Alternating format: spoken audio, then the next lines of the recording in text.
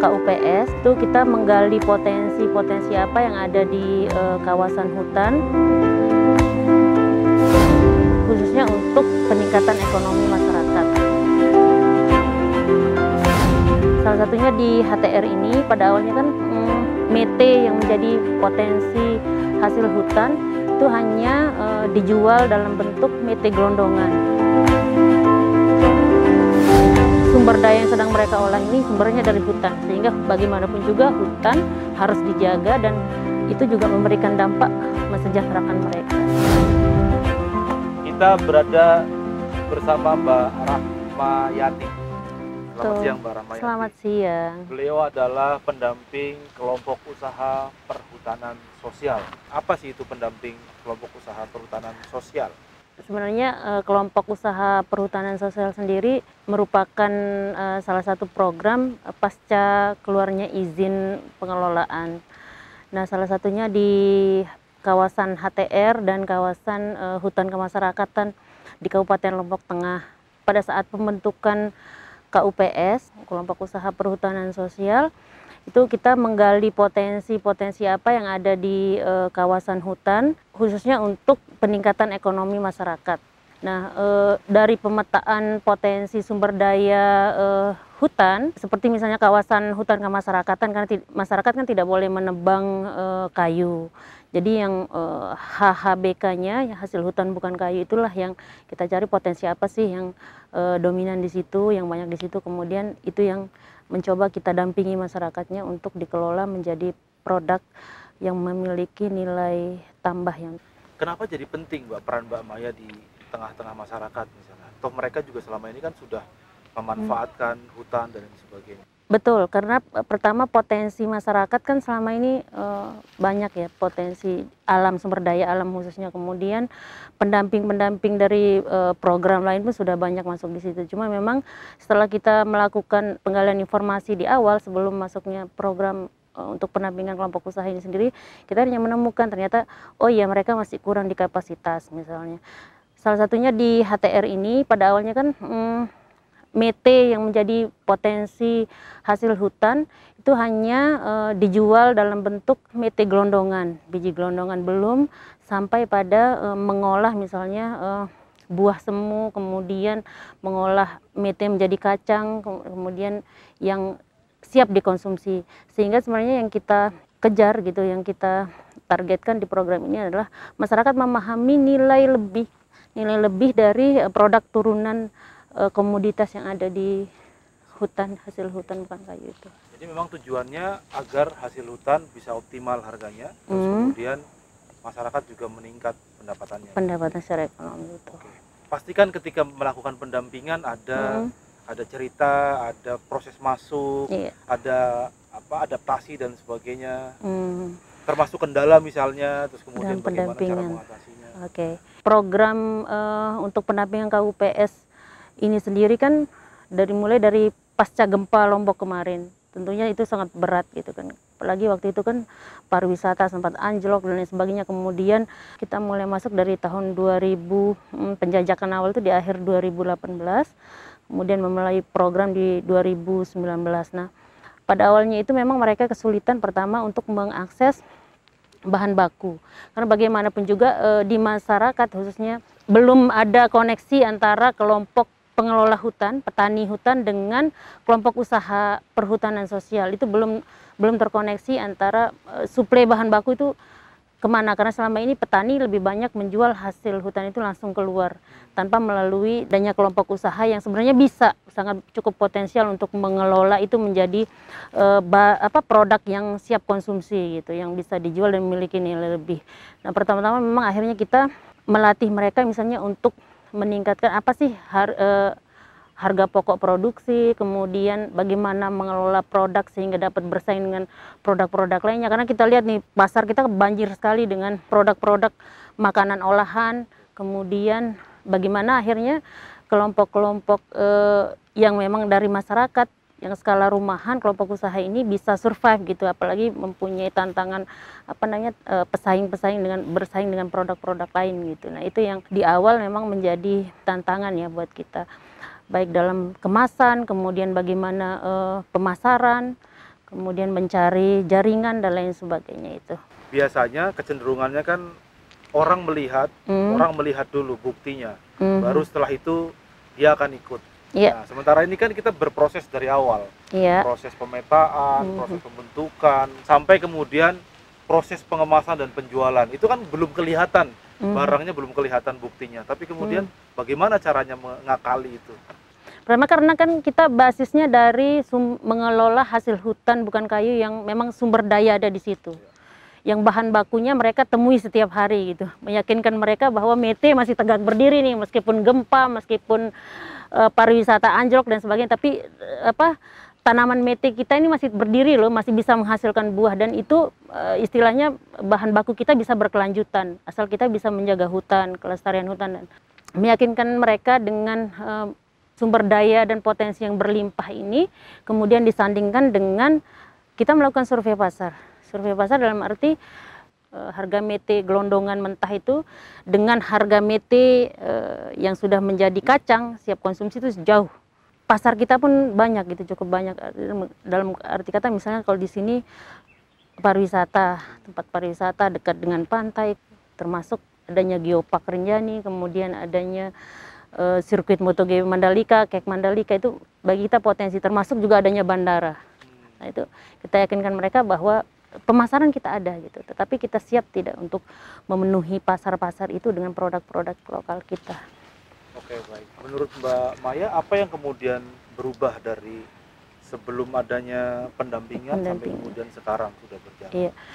Yang pasti pertama hal sederhana sebenarnya adalah mereka bisa menghitung di awal itu harga pokok, termasuk kalau misalnya sumber daya mereka di hutan ini habis, berarti mereka tidak berproduksi, yang artinya memang mereka harus menjaga tetap adanya pohon, kemudian menjaga hutan dan lain sebagainya. Itu yang pertama. Kemudian yang kedua, perubahan perilaku yang tadinya memang kebanyakan kan dari kelompok usaha perhutanan sosial ini terdiri dari ibu-ibu yang tadinya memang hampir rata-rata petani yang mengambil upah harian, misalnya kadang-kadang kalau musim kemarau seperti sekarang kan mereka udah nggak ke sawah lagi.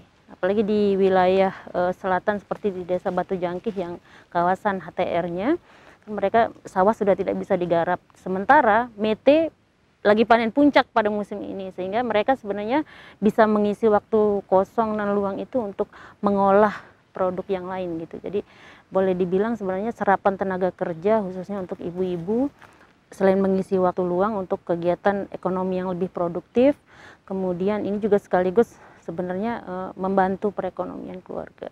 Di mana titik penting perubahan dari masyarakat yang kemudian awalnya dia lebih suka menjual apa adanya, sampai kemudian berpikir untuk diolah dan dijual jadi bahan matang?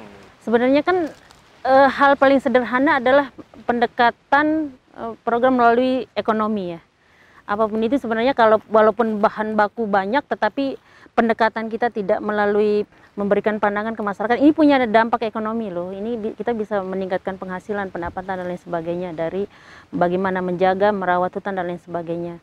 Nah, itu yang coba kita masuki, termasuk meyakinkan mereka tentang ini potensi besar. Kita ada izin 60 tahun untuk HTR, pengelolaan HTR. Memang sih kayu bisa ditebang, tapi kayu itu berjangka, butuh waktu yang panjang gitu untuk panen. Nah, pengelolaan skala ekonomi yang mampu menutupi kebutuhan ekonomi secara simultan dan musiman itu harus diraih dengan cara berproduksi setiap hari. Alhamdulillah sih dari misalnya pengelolaan Mete ini dari 20 orang anggota kelompok itu bisa menyerap di sekitar itu pekerja, karena memang khususnya Mete itu harus dikerjakan manual. Ini nggak ada campur mesin itu cukup sedikit, paling hanya oven dan sebagainya, dan mereka bekerja mulai dari mengkacip, membuka kulit ari, kemudian mengemas, menggoreng dan lain sebagainya. Kalau bicara soal tenaga kerja, Mbak ya, sebelum ada program ini rata-rata masyarakat apa mata pencaharian atau kegiatan-kegiatan?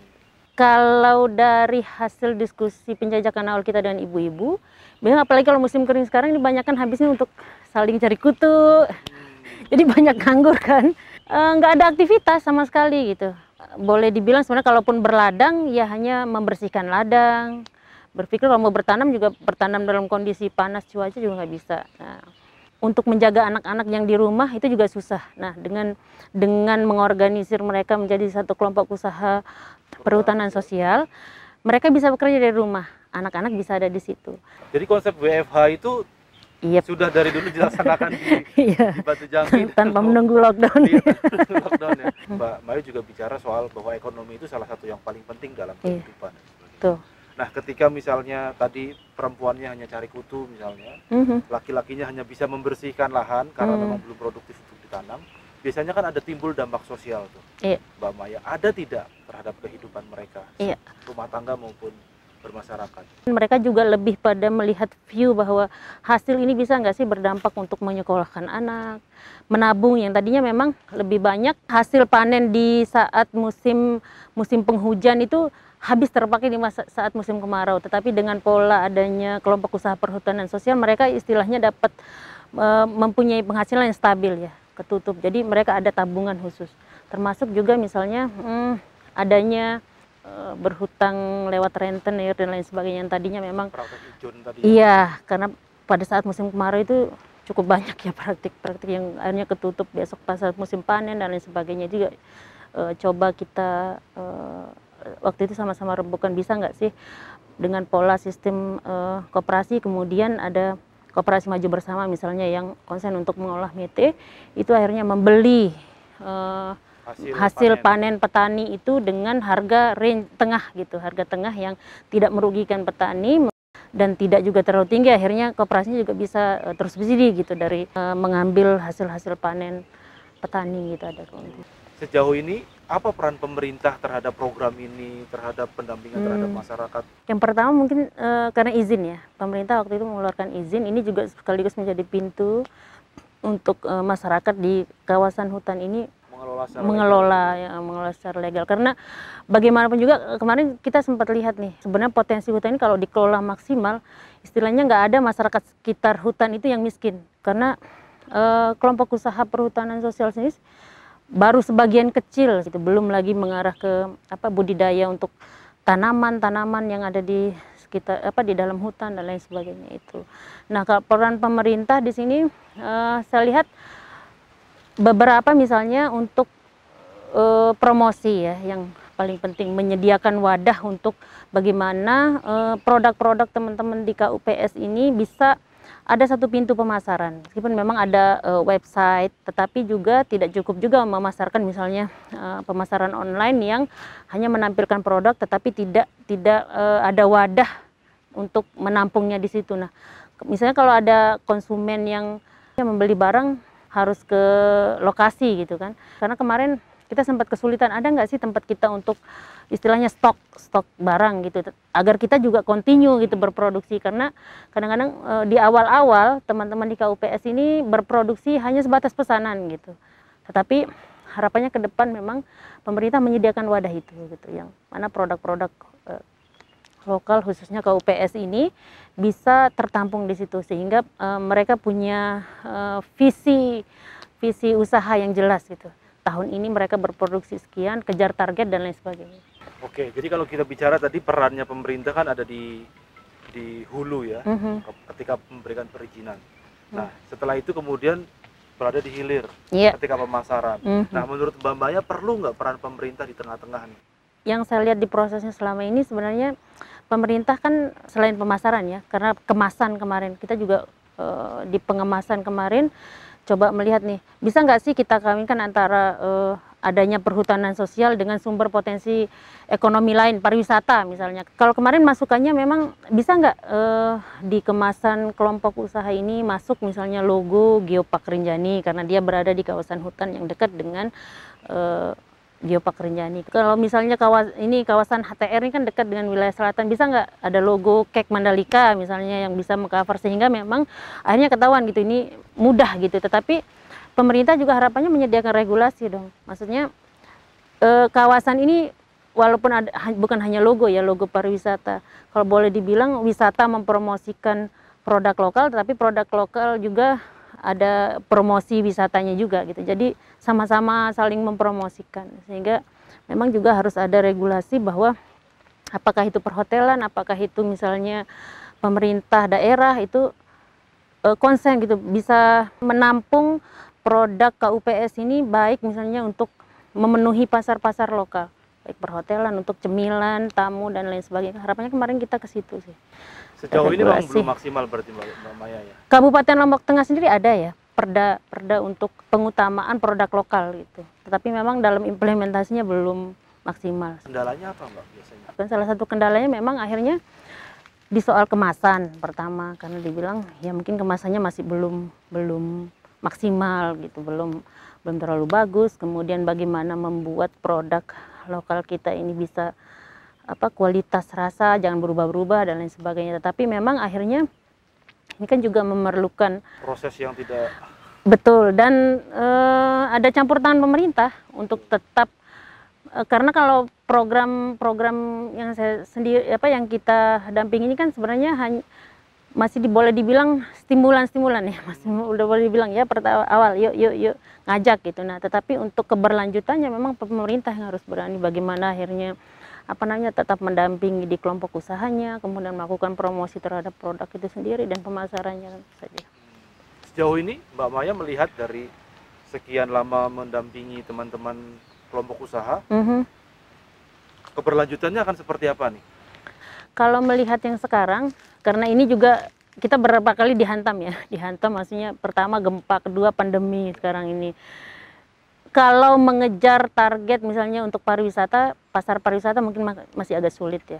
Tetapi paling tidak sebenarnya pemerintah daerah dalam hal ini karena menekankan untuk dikonsumsi. Kalau salah satunya kemarin misalnya di kelompok usaha kopi di Desa Iberi dan Lantan itu hanya KUPS untuk yang mengelola kopi, Suli Asli dan Titian Renjani, waktu itu kita coba juga melakukan kerjasama dengan pemerintah melalui paket jaringan pengaman sosial agar produk kopi itu masuk gitu di paket JPS-nya, sehingga UKM tetap gitu berproduksi meskipun dalam situasi yang pandemi ya. Alhamdulillah itu cukup membantu ya mereka, untuk artinya memang peran pemerintah itu untuk mencari, boleh dibilang celah untuk tetap menghadirkan produk-produk lokal khususnya di KUPS dalam setiap event kah itu, kemudian konsumsi di perkantoran, itu salah satunya bisa membantu ya. Bicara pemerintah, kan ada pemerintah yang saat ini kemudian punya kewenangan cukup besar di level desa begitu ya. Yeah. Dia punya dana desa yang kemudian bisa dioptimalkan untuk pemberdayaan dan pendampingan. Apa yang sudah dilakukan oleh pemerintah desa di wilayah dampingan Mbak Maya, dan apa yang kemudian perlu dioptimalkan?